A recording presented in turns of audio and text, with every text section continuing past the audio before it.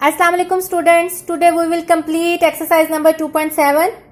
In previous lecture we solved question number 1 to question number 9. हमने question number 9 तक different types की equation solve की थी, जिसमें आपके पास एक लीनियर इक्वेशन थी और एक क्वाड्रेटिक। तब कैसे सॉल्व की थी वो हमने देखा था। अगर दोनों क्वाड्रेटिक थी तो कैसे सॉल्व की हुई थी। अब आपके पास अगर देखें तो ये है दोनों क्वाड्रेटिक इक्वेशन क्वेश्चन नंबर 10 में, लेकिन दोनों की टाइप में फर्क है। एक में आपके पास दोनों वेरिएबल मौजूद है और एक में खाली एक्स स्क्वायर और वाई स्क्वायर है ये क्वाड्रेटिक इक्वेशन। क्वाड्रेटिक इक्वेशन क्या होती है? जिसमें आपके पास हाईएस्ट पावर 2 हो। तो देखिए इसमें भी हाईएस्ट पावर 2 है और इसमें भी हाईएस्ट पावर 2 है, लेकिन इसमें आपके पास एक्स वाई की फॉर्म में टर्म है और इसमें आपके पास एक्स वाई की फॉर्म में टर्म नहीं है। इस तरह की क्वाड्रेटिक इक्वेशंस को सॉल्व करने का तरीका ये होता है कि आपके पास जो ये वाली फॉर्म है इसके आप मिड टर्म ब्रेक करेंगे, मिड टर्म ब्रेक करके इसको लीनियर इक्वेशन में लाएंगे। उस लीनियर इक्वेशन की वैल्यू जो है वो इस इक्वेशन में डालकर एक वेरिएबल फाइंड आउट करेंगे और इस तरह दूसरा वेरिएबल फाइंड आउट करेंगे, जिस तरह आपने क्वेश्चन नंबर 1 में किया था। तो हम स्टार्ट करते हैं। सबसे पहले इनको इक्वेशंस का नाम दे दें। मैंने इक्वेशन 1 दे दी, इसको इक्वेशन 2 दे दिया। तो फ्रॉम इक्वेशन 2 आपके पास है x square plus 4xy minus 5y square is equal to 0। Mid term break करेंगे, मल्टीप्लाई करके माइनस 5y स्क्वायर आना चाहिए और ऐड करके प्लस 4xy आना चाहिए। तो ये देखें, अगर आप इसको मल्टीप्लाई करते हैं प्लस 5 माइनस 1 से मल्टीप्लाई होगा तो minus 5y square x square आ जाएगा, और अगर प्लस 5xy को माइनस xy में ऐड करेंगे तो प्लस 4xy आ जाएगा। x common, x plus 5y minus y common, x plus 5y। आपको पता है अगर बाहर माइनस कॉमन लें तो अंदर के साइन क्या हो जाते हैं? चेंज हो जाते हैं। अब आपके पास आइदर x माइनस वाई 0 है और x plus 5y is equal to 0, या तो x y के बराबर है या x माइनस 5y के बराबर है। इसको मैंने इक्वेशन 3 का नाम दे दिया और इसको मैंने इक्वेशन 4 का नाम दे दिया। अब अगर आप देखें x की वैल्यू y है या x की वैल्यू माइनस 5y है, तो इन वैल्यूज को बारी बारी पहले इसको इक्वेशन 1 में पुट करेंगे, फिर इसको इक्वेशन 1 में पुट करेंगे, तो आपके पास 2 वैल्यूज आएंगी। तो सबसे पहले हम put value of x is equal to y in equation 1। आप 2 में भी कर सकते हैं, लेकिन 2 थोड़ी सी कॉम्प्लिकेटेड है क्योंकि उसमें 4xy वाली टर्म है, तो हम इसको 1 में पुट करते हैं। x की जगह हम पुट कर रहे हैं y, तो y का स्क्वायर प्लस 2y का स्क्वायर इज इक्वल टू 3। यह आ जाएगा 3y स्क्वायर का square is equal to 3, y square is equal to 3/3, y square is equal to 1, under root लेंगे और y is equal to plus minus 1, और y is equal to plus 1 और y is equal to minus 1। अब आपके पास x की value जो minus 5y थी उसको भी इक्वेशन 1 में पुट करेंगे, क्योंकि पॉसिबिलिटी है या x y के बराबर है या x माइनस 5y के बराबर है, तो इसको भी हम पुट करेंगे। Put value of x is equal to minus 5y in equation 1। Equation 1 आपके पास वही है, x square plus 2y square is equal to 3। अब x की जगह माइनस 5y का square plus 2y square is equal to 3। Minus 5 का square 25 होता है, और आपको पता है माइनस के ऊपर अगर इवन पावर हो तो वो पॉजिटिव में हो जाता है। 27y square is equal to 3, y square is equal to 3/27, cutting होगी, y square is equal to 1/9, under root लेंगे तो यह आ जाएगा आपके पास y is equal to plus minus 1/3। तो y जो है या प्लस 1/3 है या y माइनस 1/3 है। तो आपके पास ये y की वैल्यू 4 y की वैल्यूज आ गए। इसी तरह अगर 4 y की वैल्यूज हैं तो 4 ही x की वैल्यूज आएंगी, लेकिन अब ये y की वैल्यू जिससे निकली है उसी में पुट करना है, और ये y की वैल्यूज भी जिसमें निकली है उसी में पुट करके हमने x की वैल्यू निकालनी है। हमने क्रॉस नहीं कर सकते, तो इस y की वैल्यू को हम इक्वेशन 3 में पुट करेंगे, ये जो दोनों निकली है, और इस y की वैल्यू को इक्वेशन 4 में पुट करेंगे। तो हम करते हैं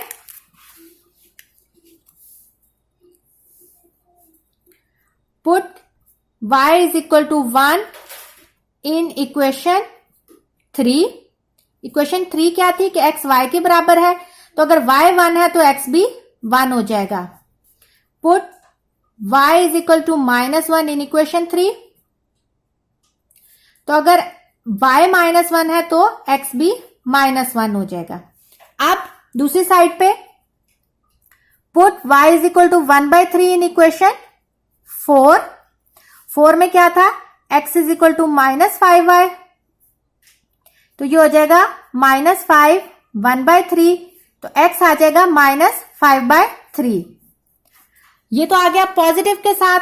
अगर हम पुट करें put y is equal to -1/3 equation 4 में, तो ये आ जाएगा आपके पास x is equal to -5y, x is equal to -5 -1/3, minus minus से कट जाएगा और आपके पास आ जाएगा x इज इक्वल टू 5/3। अब ये आपके पास x की भी 4 वैल्यूज आ गई और y की भी 4 वैल्यूज आ गई, लेकिन सॉल्यूशन सेट लिखते हुए एक तो आपके पास 2 वेरिएबल्स हैं तो डबल ब्रैकेट तो लगेगी, एक आपके पास करली ब्रैकेट और अंदर छोटी ब्रैकेट। लेकिन अब आपने ध्यान ये देना है कि जिस x की वैल्यू पे वो y निकला है उनको साथ लिखना है। अब देखें x अगर 1 था तो y भी 1 था,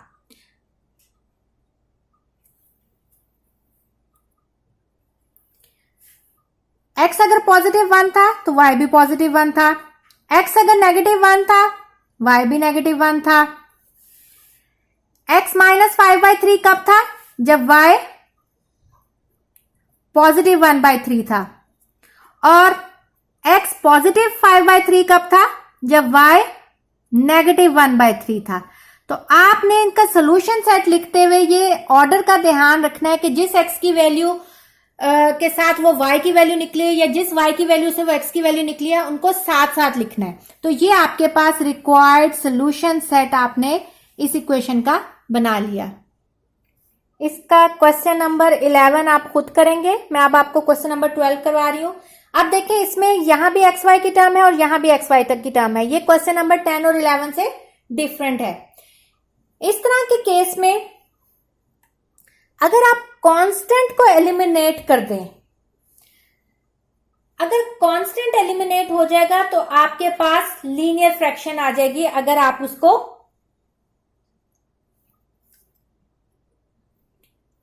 उसको फैक्टराइज करेंगे तो आपके पास लीनियर टर्म आ जाएगी। तो हम स्टार्ट करते हैं। इसको अगर मैं इक्वेशन 1 का नाम दूं, इसको मैं इक्वेशन 2 का नाम दूं, तो आपने अगर कांस्टेंट को एलिमिनेट करना तो यहां 5 है, यहां 3। इक्वेशन 1 को हम 3 से मल्टीप्लाई करेंगे और इक्वेशन 2 को 5 से करेंगे, तो ये आपके पास कांस्टेंट टर्म जो है वो सेम आ जाएगी। तो मैं लिखती हूं कि मल्टीप्लाई इक्वेशन 1 बाय 3 से मल्टीप्लाई करें तो यह आ जाएगा 5x² plus 5xy is equal to 15। इसको मैं इक्वेशन 3 का नाम दे देती हूं। मल्टीप्लाई इक्वेशन 2 बाय 5 गेट, आप भी लिखते हैं वो गेट 5 से मल्टीप्लाई करें y² plus xy is equal to 3, 5y² plus 5xy is equal to 15। अब अगर आप इक्वेशन 3 और 4 को देखें तो अगर हम इनको आपस में सब्ट्रैक्ट करें तो आपके पास 15 जो है वो कैंसल आउट हो जाता है। तो मैं लिखूंगी by subtracting equation 3 and 4 we get 3 है 5x² plus 5xy is equal to 15, 5y² plus 5xy is equal to 15। एक आपके पास दोनों ही एक्स वाई थे, इसको 3 से मल्टीप्लाई करना था, ये 3x² है। इसको 3 से, इस इक्वेशन को 3 से मल्टीप्लाई करना था, तो 3x² प्लस 3xy, तो यहां ये 3 है। अब आप देखें सब्ट्रैक्ट कर रहे हैं तो साइन चेंज होंगे, ये कैंसल आउट हो गया। अब एक्स स्क्वायर से कभी भी वाई स्क्वायर सब्ट्रैक्ट नहीं हो सकता। सब्ट्रैक्शन या एडिशन का रूल है कि जब तक वेरिएबल सेम ना हो, वेरिएबल की पावर सेम ना हो, वो सब्ट्रैक्ट या ऐड नहीं होती। तो इसका मतलब है 3x स्क्वायर और ये -5y स्क्वायर ऐसे ही लिखा रहेगा। अब इनके देखें वेरिएबल सेम है, पावर भी सेम है, तो इसका मतलब ये सब्ट्रैक्ट हो सकते हैं। तो +3 -5xy बराबर होगा -2xy इज इक्वल टू 0। अगर आप इसको रीअरेंज करें तो हम लिख सकते हैं -2xy -5y square is equal to 0। तो अब देखें ये आपके पास क्वाड्रेटिक इक्वेशन की वो फॉर्म होगी जिसकी आप फैक्टराइजेशन यानी मिड टर्म ब्रेक करके लीनियर इक्वेशन बना सकते हैं। तो अगर हम इसकी फैक्टराइजेशन करें, मल्टीप्लाई करके 15 चाहिए और प्लस माइनस करके 2xy चाहिए। तो अगर हम -5xy प्लस 3xy करें तो आप देखिए मल्टीप्लाई करेंगे -5 plus 3 -15x square y square, और अगर ऐड करेंगे तो -5 प्लस 3 -2xy। इसमें से x common 3x minus 5y, इसमें से y common 3x minus 5y। अब आप देखें सेम आपके पास लीनियर इक्वेशंस बन गई हैं जिस तरह के आपके पास क्वेश्चन नंबर 10 में बनी थी। आगे हम उसी तरह सॉल्व कर सकते हैं। ये वाला क्वेश्चन मैं आपको करवा देती हूं, इसका अगला पार्ट 13 जो है वो आप खुद करेंगे। या तो x माइनस वाई के बराबर है, इसको मैं इक्वेशन 5 का नाम दे देती हूं, या आपके पास x जो है वो 5/3y के बराबर है, इसको इक्वेशन 6 का नाम दे देती हूं।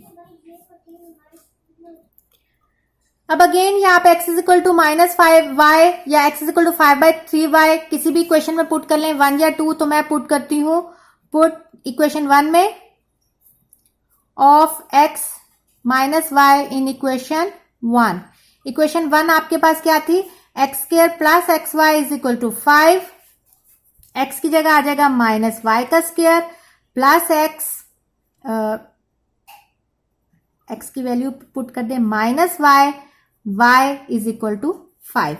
-y का स्क्वायर जब लेंगे तो स्क्वायर बन जाएगा, और -y जब y के साथ मल्टीप्लाई होगा तो ये आपके पास बन जाएगा -y square is equal to 5।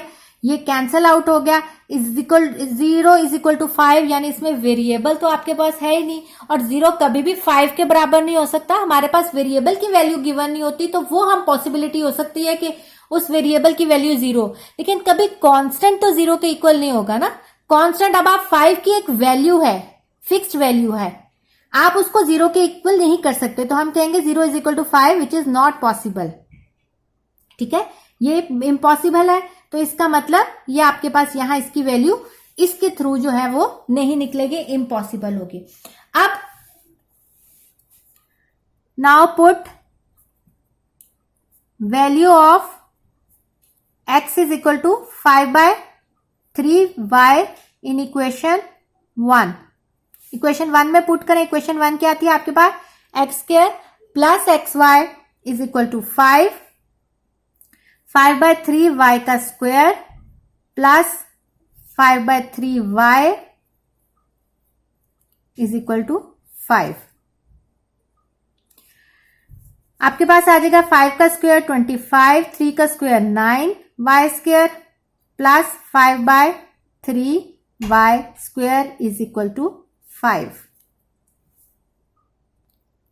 अब दो फ्रैक्शंस है, उनके बीच में प्लस का साइन है, एलसीएम लेंगे 9, एलसीएम में भी 9 है, इसके डिनोमिनेटर भी 9 है, तो न्यूमरेटर को एज इट इज लिख देंगे 3, और यहां 9 है तो 3 3 से 9 होता है, 3 को ऊपर न्यूमरेटर से मल्टीप्लाई करेंगे तो 15y square is equal to 5। ये 9 यहां डिवाइड हो रहा है, वहां जाके मल्टीप्लाई होगा,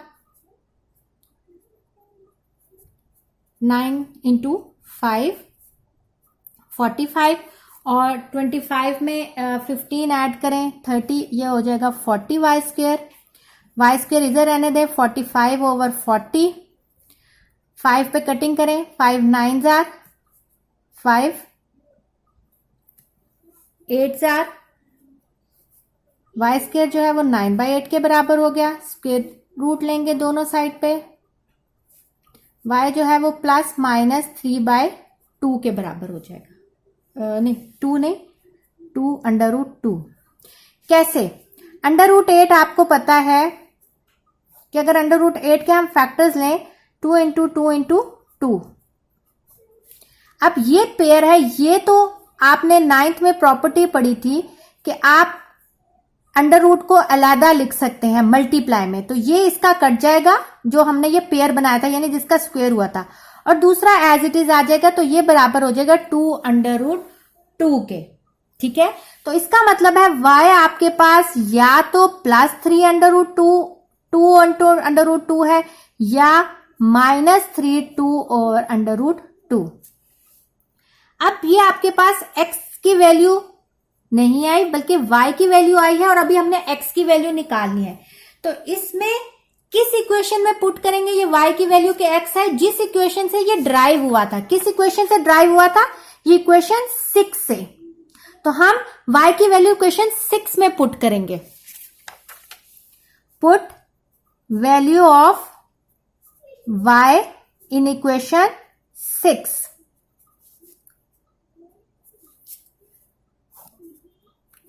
में 6 आपके पास क्या थे कि x जो है वो आपके पास 5/3 y के बराबर है। तो पहले हम पुट करेंगे, पॉजिटिव कर लेते हैं, +3 2 अंडर रूट 2, तो x बन जाएगा 5 3 इंटू 3 2 अंडर रूट 2। 3 से कट जाएगा, तो x आ जाएगा 5 2 अंडर रूट 2। यह आ गई एक x की वैल्यू इस y से।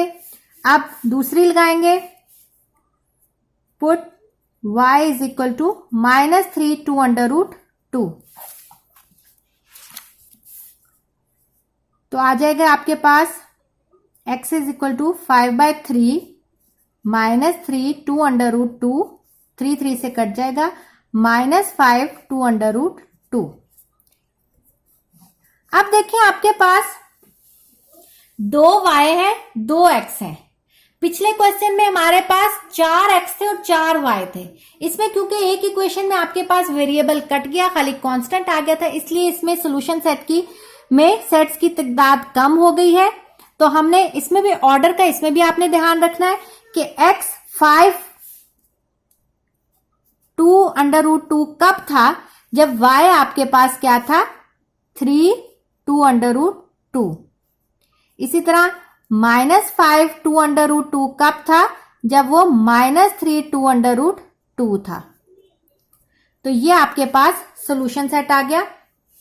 आप सोल्यूशन सेट को आपके लिए आसानी के लिए मैं इस तरह लिख देती हूं इसको यहां, ताकि आप लोगों के इस क्वेश्चन के साथ रहे। वैसे आप लोगों को लिखना समझ आ गई होगी। अगर +5 2 अंडर रूट 2 था तो उसका, और अगर नेगेटिव में था तो वो नेगेटिव में था। अब हम एक्सरसाइज नंबर 2.8 स्टार्ट करते हैं। 2.8 में आप लोगों के पास क्वाड्रेटिक इक्वेशन बनानी है। आपको कंडीशन दी हुई है, यानी ये वर्ड प्रॉब्लम्स है, उस तरह आपने उसकी क्वाड्रेटिक इक्वेशन बनानी है और सॉल्व करके वैल्यू फाइंड आउट करनी है। तो इसका क्वेश्चन नंबर 1 देखें। The product of 2 positive consecutive number is 182, find the number. वो कहता है कि आप सबसे पहले आपको ये पता होना चाहिए कंसेक्यूटिव नंबर क्या होते हैं। कंसेक्यूटिव नंबर होते हैं जो एक के बाद एक आता है, यानी 1 के बाद अगला कंसेक्यूटिव नंबर 2 होगा, 2 के बाद अगला कंसेक्यूटिव नंबर 3 होगा। तो वो कहता है कि अगर आपके पास 2 पॉजिटिव कंसेक्यूटिव नंबर का जो प्रोडक्ट है वो 182 है, तो बताएं वो नंबर ऐसा क्या है। तो अगर हम सपोज करें कि हमारे पास पहला कंसेक्यूटिव नंबर x है, तो उसके बाद पहला नंबर x है, तो उसके बाद जो सेकंड कंसेक्यूटिव नंबर होगा वो x+1 होगा ना कंसेक्यूटिव। लेकिन अगर यहां पॉजिटिव वो ना देते तो -12 होता, तो -12 + 1 जो है वो तो कंसेक्यूटिव तो ना हुआ, वो तो उससे पिछला आ जाएगा -11। इसलिए यहां उसने आपको रिस्ट्रिक्ट किया है कि ये पॉजिटिव नंबर है। तो अगर हमारे पास फर्स्ट पॉजिटिव नंबर जो है वो हमने x किया है, तो नेक्स्ट कंसेक्यूटिव नंबर क्या हो जाएगा? Next consecutive number positive consecutive number लिख लें। नेक्स्ट पॉजिटिव कंसेक्टिव नंबर जो है वो हो जाएगा x+1। अब उसने आपको कंडीशन क्या दी है कि दोनों का प्रोडक्ट जो है वो 182 है। So by according to given condition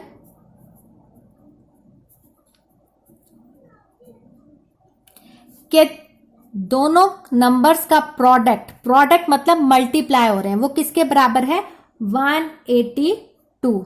ये मल्टीप्लाई हो रहा है x² प्लस x, ये यहां ऐड हो रहा है, यहां जाके 182 इज इक्वल टू 0।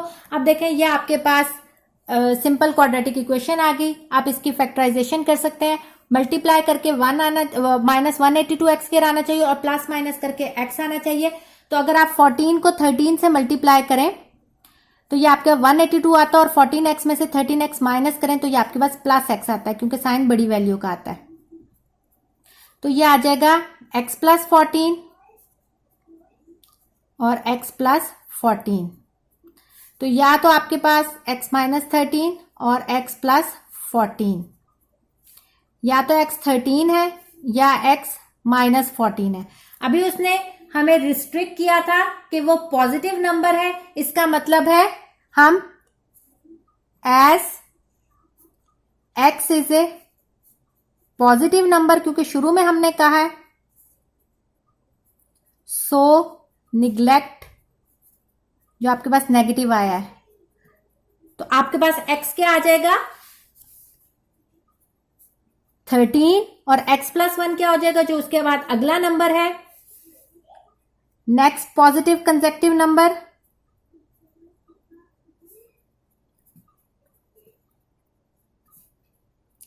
जो कि था आपके पास x+1, वो क्या हो जाएगा? 14। तो ये आपके पास 13 वो नंबर है जो हमारे पास हमने मतलब जो एक नंबर है उसमें हमने दूसरा जो ऐड किया वो 1 ऐड किया तो 14, और इन दोनों का मल्टीप्लाई जो है वो 182 बनता है। तो हम कह सकते हैं 10, 13 एंड जो उसका next number 14 are the required consecutive positive numbers, जिनका प्रोडक्ट जो है वो क्या आएगा? 182।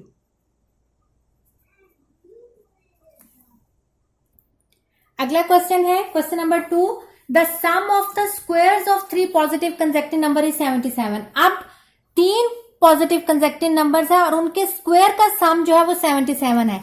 तो मैंने कहा कि लेट x+1 और x+2 be the 3 positive consecutive number, क्योंकि x के बाद अगला +1 और उससे अगला +2।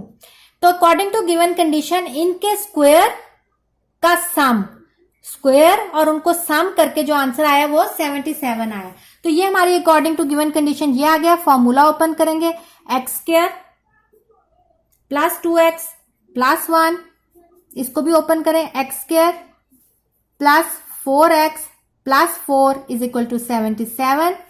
आपके पास कितने x² है? 3, x कितने हैं? 2x और 4x 6x, और 1 कितने हैं? 1 1 और ये +4 5। अब ये आपके पास -77 आ जाएगा, इसमें से माइनस करेंगे तो -72। सबसे पहले फैक्टराइजेशन करने से पहले हम देखते हैं उसमें से कोई कॉमन तो नहीं आ रहा। तो यहां हमारे पास 3 कॉमन आ रहा है, 2x और 3 2 6, ये आ जाएगा। 3 इधर मल्टीप्लाई हो रहा है, उधर जाके डिवाइड होगा तो ये आपके पास 3 खत्म हो जाएगा और आपके पास क्वाड्रेटिक इक्वेशन बनेगी x² plus 2x minus 24 is equal to 0। Mid term break करेंगे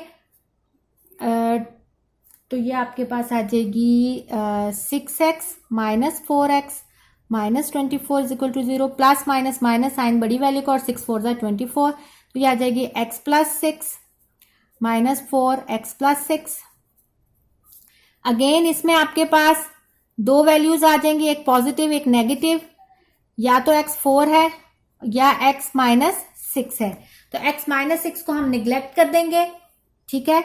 वही चीज दोबारा लिखेंगे as x is positive consecutive number.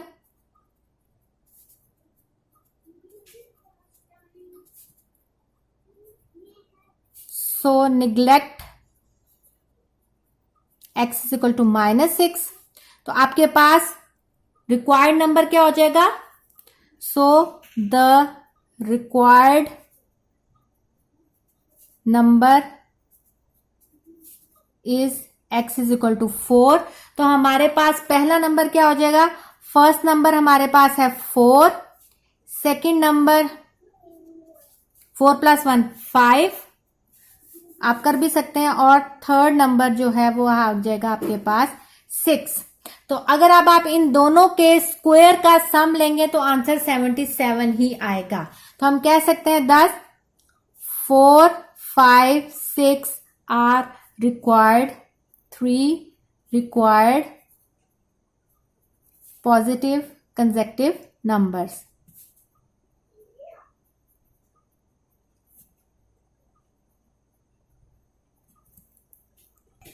अब नेक्स्ट क्वेश्चंस में मैं आपको सिर्फ कंडीशंस तक, यानी आपको स्टेटमेंट बना समझा के कंडीशन बना दूंगी, आगे आप उसकी वैल्यू खुद फाइंड आउट करेंगे. अगला क्वेश्चन है question number 3. The sum of 5 times a number and the square of the number is 204. Find the number. वो कहता है कि अगर आप कोई एक नंबर है उसका में सम करें उसी नंबर का स्क्वायर, और 5 टाइम्स एक नंबर है, तो आंसर जो है वो आपके पास 204 आएगा. आपने नंबर जो है वो फाइंड आउट करना है. आप देखो इसमें पॉजिटिव की कोई शर्त नहीं है, तो अगर आपके पास आंसर में नेगेटिव भी आता है तो वो भी आपका रिक्वायर्ड जो है वो आंसर होगा. तो मैं कहती हूं कि let required number is equal to x. अब उसने कहा है 5 टाइम्स अ नंबर. टाइम्स का मतलब होता है मल्टीप्लाई हो रहा है, यानी 5x. 5 times a number and the square of the number, और स्क्वायर ऑफ नंबर का क्या मतलब है? x का स्क्वायर. तो सम 5 टाइम्स अ नंबर यानी 5x प्लस एक्स स्क्वायर जो है वो बराबर होगा 204 के. ठीक है. According to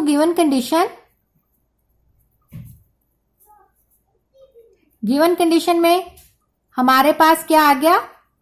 5 times a number, sum of 5 times a number and the square of the number is equal to 204. ये 204 इधर लाके आप इसको सिंप्लीफाई करेंगे, और आंसर अब आपका नेगेटिव भी अगर आता है तो वो भी आपका रिक्वायर्ड नंबर होगा. तो एंड में आप लिखेंगे द रिक्वायर्ड नंबर इज, जो भी आपका आंसर आता है. नेक्स्ट क्वेश्चन है question number 4. The product of 5 less than 3 times a certain number and 1 less than 4 times the number is 7. Find the number. मैंने सबसे पहले कहा let the required number is equal to x. According to given condition, आप समझे वो क्या कह रहा है. अब इसका भी सिर्फ मैं आपको स्टेटमेंट बना दूंगी, आगे आपने खुद सॉल्व करना है. द प्रोडक्ट हो, अब आप इसका मतलब है सम नहीं है, प्रोडक्ट है. 5 less than 3 times a number. 3 times का मतलब है 3x. 3 टाइम्स का मतलब 5 लेस का मतलब है इसमें से 5 कम. प्रोडक्ट का मतलब है इसके साथ जो दूसरी चीज है वो मल्टीप्लाई में है, तो मैंने ऐसे लिख दिया. और अगला है एंड 1 लेस देन, और 1 लेस है 4 टाइम्स. 4 टाइम्स का मतलब है 4x of a certain number is equal to 7. दोबारा देख लें. 5 less than 3 times a number, certain number, and 1 less than 4 times the number is equal to 7. Find the number. या अब आप इसको मल्टीप्लाई करके सॉल्व करेंगे, क्वाड्रेटिक इक्वेशन को फैक्टराइजेशन करेंगे, और एंड में आपके पास पॉजिटिव या नेगेटिव जो भी आता है वो आपके पास रिक्वायर्ड आंसर होगा.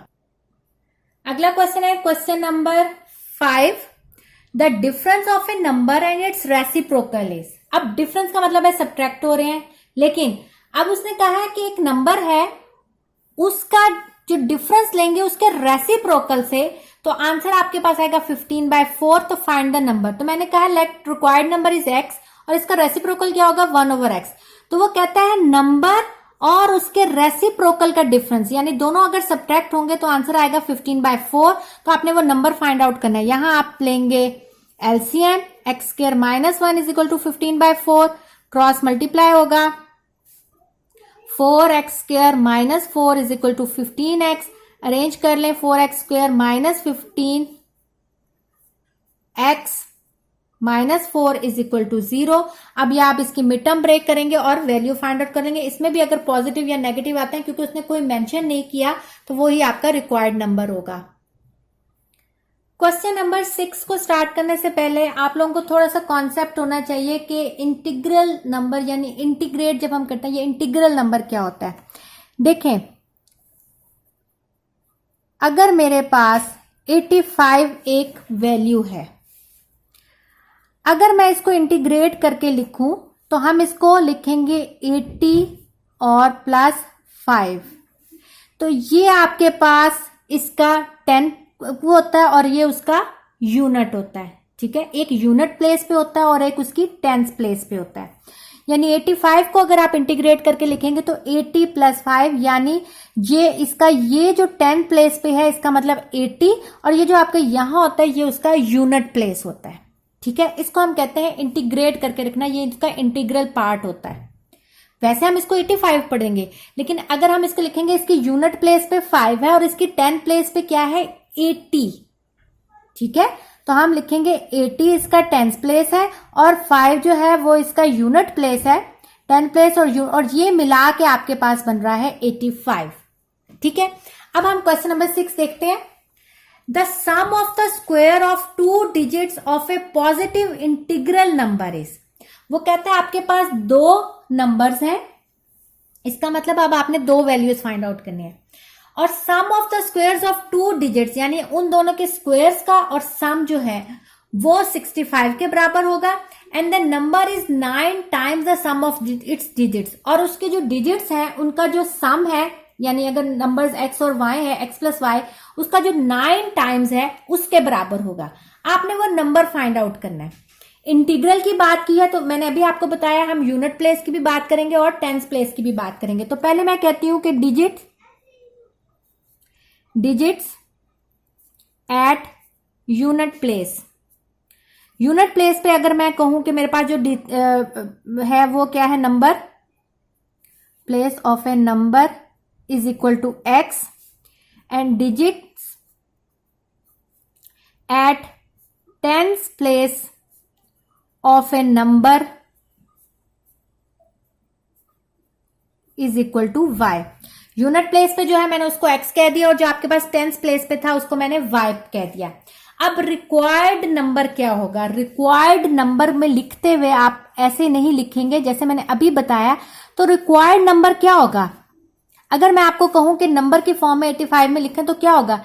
ये आपके पास यूनिट प्लेस है और ये आपके पास 10 प्लेस है। अगर मैंने 10 प्लेस वाले को y का नाम दिया तो मैं इसको लिखूंगी 10y, क्योंकि ये 10 प्लेस पे है। 80 का मतलब है कि ये आपके पास 8 जो है वो 10 से मल्टीप्लाई हो रहा है तो 80 बना है ना। ठीक है, हम 8 को 10 से मल्टीप्लाई करेंगे तो आपके पास 80 बनेगा ना, इसलिए तो वो 10th प्लेस पे है। तो अगर मैं रिक्वायर्ड नंबर को इंटीग्रल पार्ट में लिखूं तो मैं लिख सकती हूं कि 10y। हमें वो कहता है कि आपने पूरा वो नंबर फाइंड आउट करना है, यानी वो पूरा नंबर उसका इंटीग्रल पार्ट यानी टेंस की प्लेस में और यूनिट की प्लेस में फाइंड करके उसका पूरा नंबर फाइंड आउट करना है। तो 80 का मतलब है 8 इंटू 10, तो इसका मतलब है 10 तो सबके साथ आएगा क्योंकि वो 10th प्लेस पे है। तो अगर कोई भी हमारे पास नंबर है, फर्ज करें 8 है, तो हमारे पास 10y का मतलब है अगर y की जगह यहाँ 8 हो तो ये 80 बनेगा ना।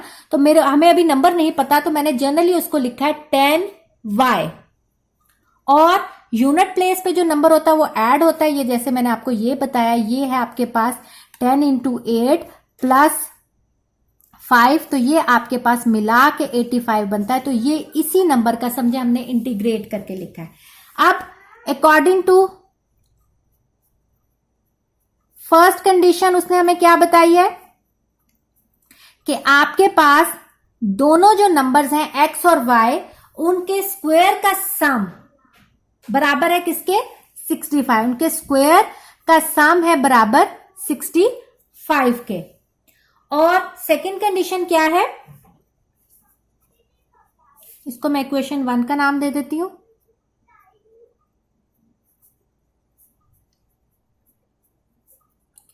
सेकंड कंडीशन क्या है? Number is 9 times the sum of its digits, कि ये जो आपने नंबर हमने फाइंड आउट करना है जो कि क्या है 10y प्लस x, वो बराबर है 9 टाइम्स, 9 टाइम्स का मतलब है मल्टीप्लायर है, 9 times the sum of its digits, sum ये जो डिजिट्स हैं इनके सम के 9 टाइम्स के बराबर है। ये आपके पास आ गई दूसरी कंडीशन। इसको अगर आप सिंप्लीफाई करेंगे तो ये आ जाएगा आपके पास 9x प्लस 9y, इसको उधर ले जाएं या उसको इधर ले आए, 9y 9x माइनस x, ये आ जाएगा आपके पास 10y माइनस 9y आ जाएगा y is equal to 8x। तो ये आपके पास आ गया y is equal to 8x। इसको मैंने क्वेश्चन 2 का नाम दे दिया। अब आपके पास y की वैल्यू जो है वो 8x आ गई है, इसको आप इक्वेशन 1 में पुट करेंगे, क्योंकि अब आपके पास ये 2 इक्वेशन है वही साइमल्टेनियस इक्वेशन, उनको आप इस तरह सॉल्व करेंगे। Put value of y in equation 1, क्योंकि 2 से तो हमने निकाला है तो हम 1 में पुट करेंगे। एक्स स्क्वायर प्लस 8x का स्क्वायर इज इक्वल टू 65, 8 का स्क्वायर होता है 64, 64x स्क्वायर ये आ जाएगा 65x square is equal to 65, और x स्क्वायर आ जाएगा 1, और स्क्वायर रूट लेंगे तो ये आ जाएगा x is equal to plus minus 1 आएगा, लेकिन हमें उसने पॉजिटिव कहा है तो हम यहां लिख देंगे neglect x is equal to -1। क्यों? क्योंकि अगर आप क्वेश्चन में देखें उसने आपको कहा है पॉजिटिव इंटीग्रल, तो इसलिए हमने नेगेटिव को क्या कर दिया, निग्लेक्ट कर लिया। ये आपके पास x की वैल्यू आ गई। अब हमने उसकी क्या निकालनी है, y की वैल्यू निकालनी है। तो y क्या हो जाएगी, put x is equal to 1 in कौन सी इक्वेशन है, इक्वेशन 2। तो आपके पास क्या आएगा, इन इक्वेशन 2 आपके पास था, तो आपके पास ये आ जाएगा y आ जाएगा 8। ठीक है, रिक्वायर्ड नंबर आपके पास क्या था,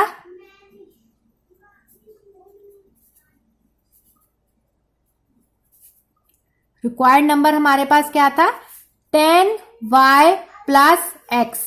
तो y आपके पास क्या आया 8 और x आपके पास क्या आया 1, तो इसका मतलब है 80 प्लस 1, ये आपके पास आ जाएगा 81 इज द रिक्वायर्ड नंबर, जिसको आपने इंटीग्रल में, हमने इंटीग्रल पार्ट में क्या लिखा था कि 8y है और x 1 है, लेकिन मिला के वो क्या बन गया 81। तो 81 इज द रिक्वायर्ड नंबर। अगला क्वेश्चन है आपके पास question number 7। The sum of coordinates of a point is 9 and sum of the square is 45, find the coordinates of the point. Coordinates में हमेशा लिखते हुए आपने ऑर्डर का ख्याल रखना होता है, पहले हमेशा एक्स कोऑर्डिनेट लिखते हैं फिर वाई कोऑर्डिनेट लिखते हैं। तो उसने आपको कहा है कि 2 कोऑर्डिनेट्स है, उनका जो सम है वो 9 है और जो उनके स्क्वायर का सम है वो 45 है। आपने वो दोनों पॉइंट्स फाइंड आउट करने हैं। तो मैंने कहा है कि let x y are the coordinates of the given point. पहला पॉइंट यानी x है और दूसरा कोऑर्डिनेट का y है। तो अकॉर्डिंग टू गिवन कंडीशन के दोनों का जो सम है वो 9 के बराबर है और दोनों के जो स्क्वायर का सम है वो किसके बराबर है 45 के। अब ये देखिए, ये आपके पास इक्वेशन 1 है, ये इक्वेशन 2 है, ये उसी तरह बन गई है जैसे हमने 2.7 में सॉल्व की थी, लेकिन ये क्वेश्चन मैं आपके लिए कर सकती हूँ। फ्रॉम इक्वेशन 1 हमारे पास एक लीनियर इक्वेशन है, तो हम फ्रॉम इक्वेशन 1 में कह सकती हूँ कि x जो है वो हमारे पास है 9 minus y. Put this value of x in equation 2। In equation 2 में जब आप पुट करेंगे इसको तो ये क्या हो जाएगा 9 माइनस वाई का square plus y square is equal to 45। Formula खोलेगा 81 माइनस 9 2 जार 18 y plus y square is equal to 45। Simplify करेंगे 2y square minus 18y plus 81 minus 45 is equal to 0। आपके पास माइनस करेंगे तो आ जाएगा plus 36।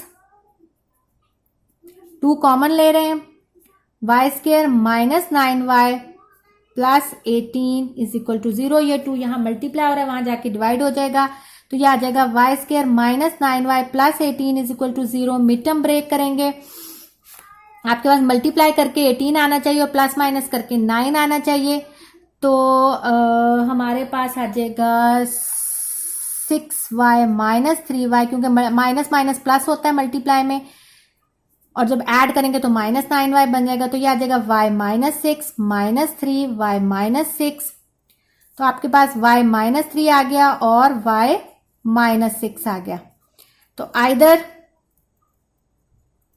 y minus 3 is equal to 0 और y minus 6 is equal to 0।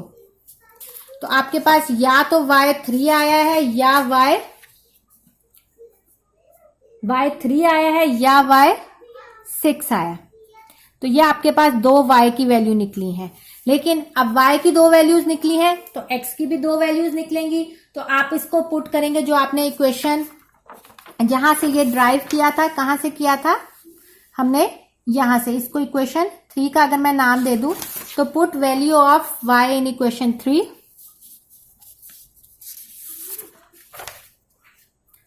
Put value of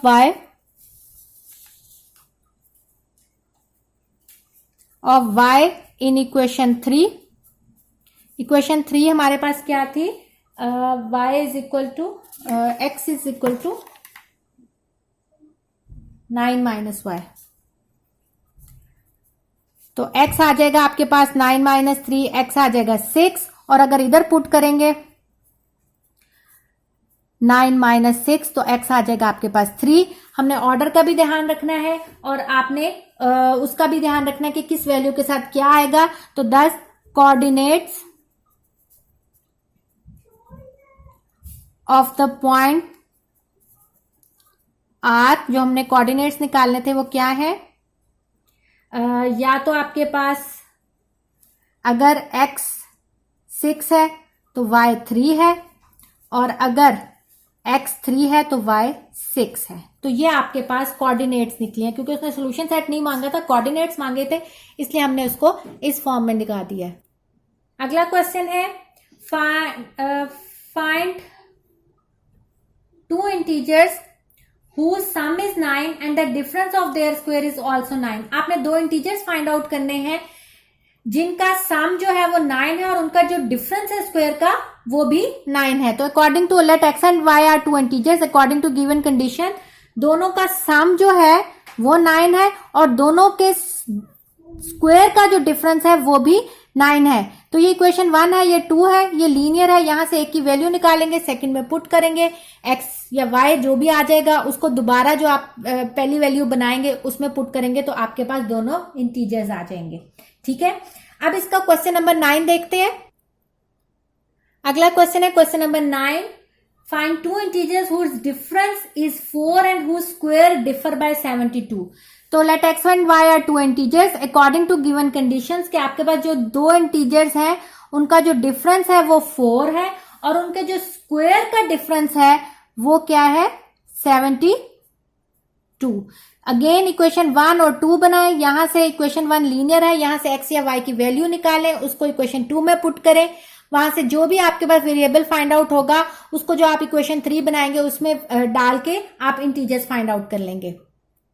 इसका last question करते हैं, question number 10, find the dimensions of a rectangle. आपने एक रेक्टेंगल की डायमेंशंस फाइंड आउट करने हैं, यानी उसकी लेंथ और width, whose perimeter is 80 centimetre, यानी उसका पेरीमीटर 80 सेंटीमीटर है और उसका एरिया जो है वो 375 सेंटीमीटर स्क्वायर है। डायमेंशंस का मतलब है उसकी लेंथ और विड्थ फाइंड आउट करनी है। तो मैंने कहा let width of a rectangle x centimetre है, आप इसको y भी ले सकते हैं, length of rectangle y centimetre, आप इसको x भी ले सकते हैं, ये आपकी मर्जी है। पेरीमीटर उसने हमें रेक्टेंगल का गिवन दिया हुआ है 80 सेंटीमीटर और एरिया जो है वो 375 सेंटीमीटर स्क्वायर है। हमें पता है कि रेक्टेंगल का जो पेरीमीटर होता है वो बराबर होता है 2 इंटू एल प्लस विड्थ, यानी लेंथ प्लस विड्थ के बराबर होता है। ये आप लोगों ने 8th में पढ़ा होगा कि रेक्टेंगल का जो पेरीमीटर होता है वो बराबर होता है 2 इंटू लेंथ प्लस विड्थ। तो आपके पास हमने लेंथ को क्या नाम दिया था, y, y प्लस एक्स लिख सकते हैं, और अगर आप इसको ऑर्डर भी चेंज करना चाहें तो कोई फर्क नहीं पड़ता। पैरामीटर उसने हमें कितना हमें गिवन दिया हुआ था 80, ये 2 यहां मल्टीप्लाई और यहां आके डिवाइड हो जाएगा, तो ये आपके पास एक इक्वेशन बन गई x plus Y is equal to 40। इसको मैंने इक्वेशन 1 का नाम दे दिया। अब दूसरा उसने आपको क्या गिवन दिया हुआ है, एरिया। एरिया ऑफ रेक्टेंगल, अगर आपको याद हो कि एरिया रेक्टेंगल का बराबर होता है, ये स्क्वायर का होता है लेंथ इंटू लेंथ, क्योंकि उसकी तमाम साइड्स बराबर होती हैं, और इसका जो एरिया होता है वो बराबर होता है लेंथ इंटू विड्थ, क्योंकि इसकी लेंथ और विड्थ में फर्क होता है। लेंथ अगर हमने y ली है और ये x ली है तो हम इसको लिख सकते हैं xy, और एरिया उसने आपको क्या गिवन दिया हुआ है 375। इसको मैंने इक्वेशन 2 का नाम दे दिया। अब देखिए आपके पास इक्वेशन 1 और 2 आ गए हैं। यहां से आप किसी की भी वैल्यू, इक्वेशन 1 में से एक की वैल्यू जो है वो इक्वेशन 2 में पुट करके x और y निकाल सकते हैं। ये वाला क्वेश्चन मैं आपको कंप्लीट करवा देती हूं। तो मैं कहती हूं कि फ्रॉम इक्वेशन 1 हमारे पास x आ जाएगा 40 माइनस वाई।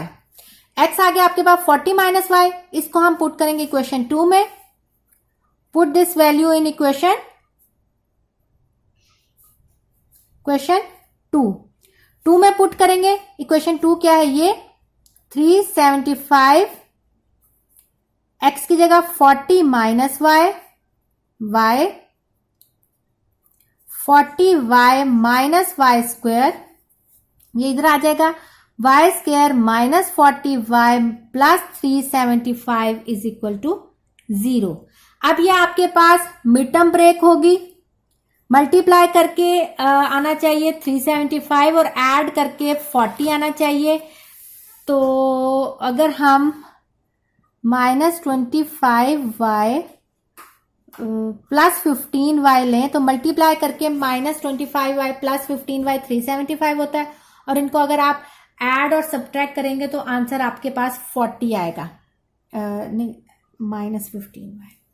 तो ये आपके पास माइनस माइनस प्लस होता है, तो ये ऐड करके 40y आएगा, और मल्टीप्लाई में आपको पता है माइनस माइनस प्लस होता है, तो ये आ जाएगा y minus 25 minus 15 common y minus 25।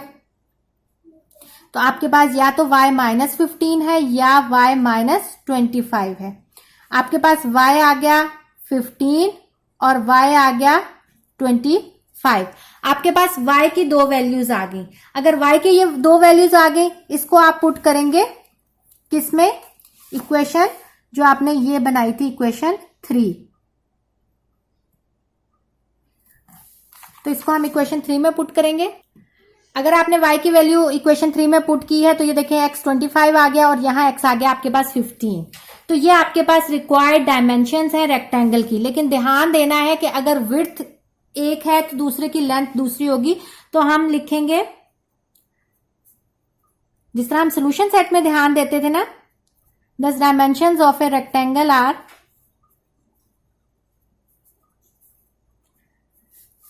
Either क्या हो गई, अगर x 25 है